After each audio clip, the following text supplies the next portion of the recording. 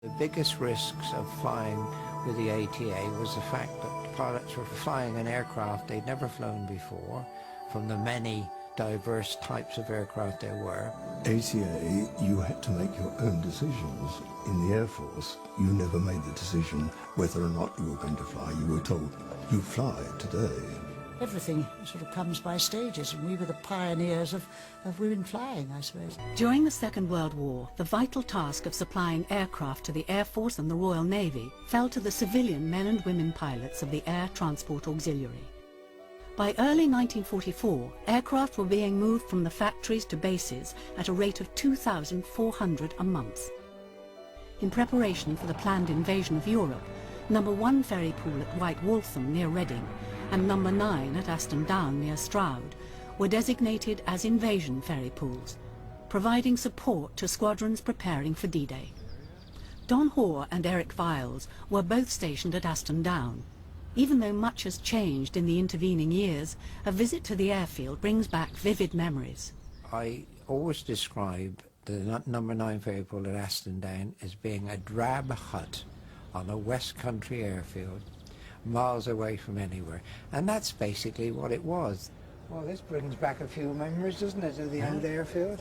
Yeah, it was 60 years ago when we first came here. And you remember when they had all the squadrons here preparing for D-Day, and they'd for mass formations. That's right, yeah. And they were all... Typhoons, tempests, a lot. you name it, a lot. And the Lancasters coming across from the MU. Eric and Don's friendship, like many forged during the war, has stood the test of time. Checks complete, yes. All set to go? Yes. I flew with Don on several occasions, probably 8 or 9 times, and we got on exceptionally well. He would tell you that when he first knew me, he called me Sir because he was an air cadet and I was commissioned. Exactly the same way as when I first met Myra, she called me Sir, but that didn't last long.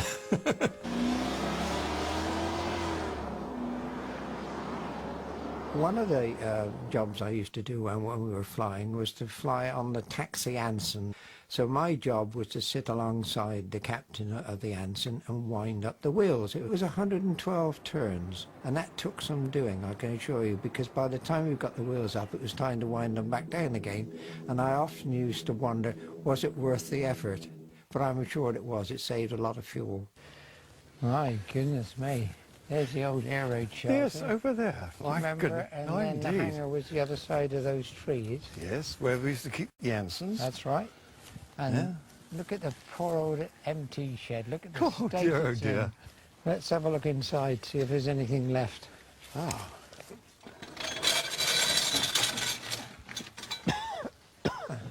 Goodness gracious me.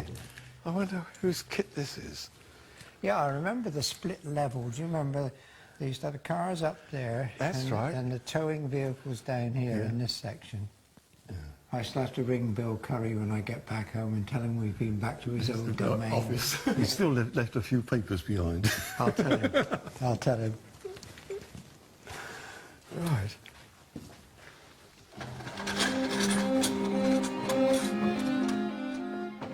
Preparations for the D-Day invasion of Europe accelerated throughout the spring of 1944.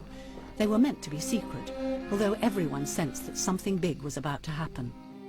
From the air, however, it was obvious to the ATA pilots at Hamble Ferry Pool that something was going on. The South of England became a large aircraft carrier. All the aircraft were brought down from East Anglia and the north to do the invasion. So every aerodrome was solid. No one was allowed into that coastal strip within about 10 miles of the south coast. But from the air, of course, one could see everything. You could see the build-up. The army vehicles were stacked up, tanks and carriers, right back in the New Forest, almost to Winchester. The landing craft were massed in the channel. You could have walked across them to the Isle of Wight. We used to hear the little boats, the LCTs and the LCIs, going down for a practice, and they'd go pop, pop, pop, pop, pop, had this sort of engines, and they'd go down for about a quarter of an hour, they'd be back again. And we had this one evening, we were all sitting down eating, and we heard pop, pop, pop, pop, pop. And then we heard endless pop, pop, pop, pop, pops, just endless. And we all got up and said, my goodness, it's the invasion. And then one morning we woke up and there was nothing in the river. And I had to ferry a bit far somewhere. And I flew off and there was nothing. All the trees were empty of people and tanks.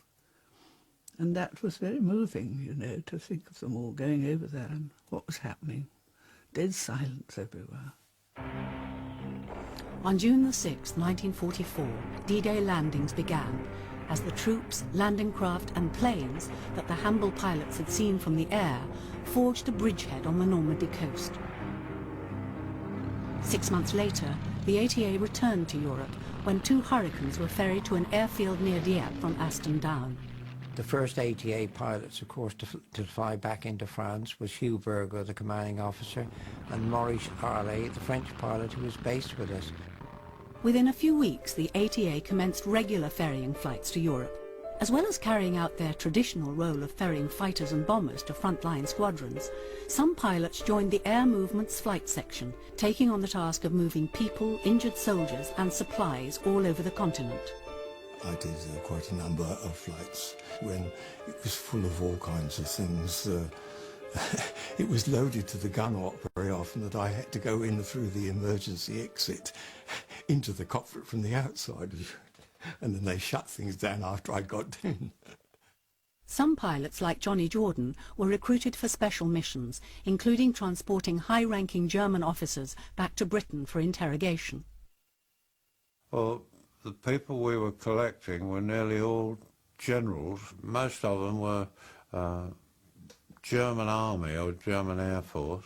There was a chap called Vic Dries who I had with me, who was, I used to call him my navigator, but he was completely useless as a navigator, but he was jolly good at telling them where to get off and that sort of controlling these people.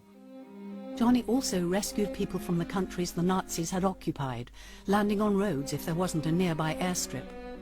The only name I remember is this General Bor Komorowski, and he had 2 people under him who we brought back, and they were got out of the concentration camp, and we had to pick them up at a certain time because it was all timed that they would be at this airfield at a certain time. And apparently he saved their lives because they more or less pleaded with him, and he said, can you take us out of the country and so on. He said, and you know what Johnny's like. He said, yeah, all right, boy, get in. But it wasn't only generals and vital supplies that the ATA pilots brought back from the continent. Oh, I was very naughty on one occasion. I didn't take my parachute. I filled the parachute with bicycle tyres and with coffee. And with that I flogged them in the black market. And then I bought myself an Omega watch, which was one of the last that I could trace in Brussels. And so that was my reward for that. But I mean, old Johnny brought a motorbike back from a BMW motorbike in an Anson. A motorbike sidecar, I think it was originally, but we took the sidecar off.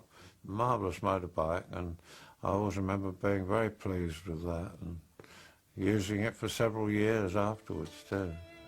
By the spring of 1945, the Allies had crossed into Germany, and on the 7th of May, the Nazis signed an unconditional surrender. The war in Europe was over. The following day was declared VE Day, and hundreds of thousands of people took to the streets to celebrate the end of the war. Well, when peace was declared, I had to take a mosquito from the south to Aldergrove in Ireland. But I didn't know peace. That was the day that the 1 o'clock news said we were now at peace. Well, I took off just before that. As soon as I landed, there were dozens of, all the engineers were there. And the first one picked me up and whizzed me around, and then the other one picked me up and whizzed me around, and I said, just a minute, I'm going to be sick. What's happening? Why are you whizzing me around? Peace has been declared. You can take that mosquito back. We don't want it. I was just terribly relieved. Who wasn't that it was over, because the Japanese thing was still going on, and the work began to slow down, of course. But you could hardly wish the war to go on, could you? So that we could have lots of work.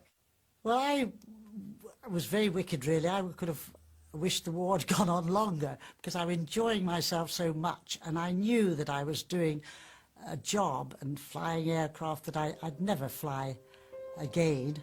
And I came back to Gloucestershire and I felt really devastated, a great hollow, you know. I thought, what now? What am I going to do with the rest of my life? Nothing will ever really live up to those wartime experiences.